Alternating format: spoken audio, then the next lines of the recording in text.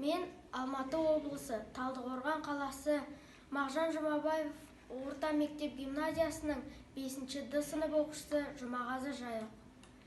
Армысыздар, құрметті қауым. Абай Құнанбаев, 19-ші қара сөз. Адам ата-анадан туғанда есті болмайды.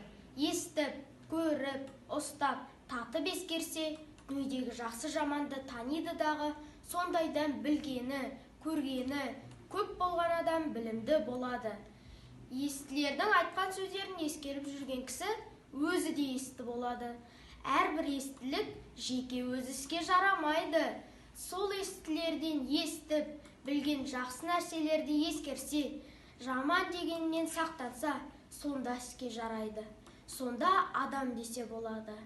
Мұндай сөзді естігенде шайқақтап, шалықтанып, не салбырап, салғырттанып есітсе, не есткен жерден қайта қайырып сұрап ұғайын деп тұшынбаса, не сол жерде сөздің расына көзі жетсе де, шыға беріп қайта қалпына кетсе, естіп есітпей не керек?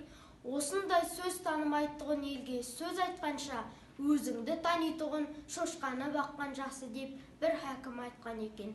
Сол секілді сөз болады.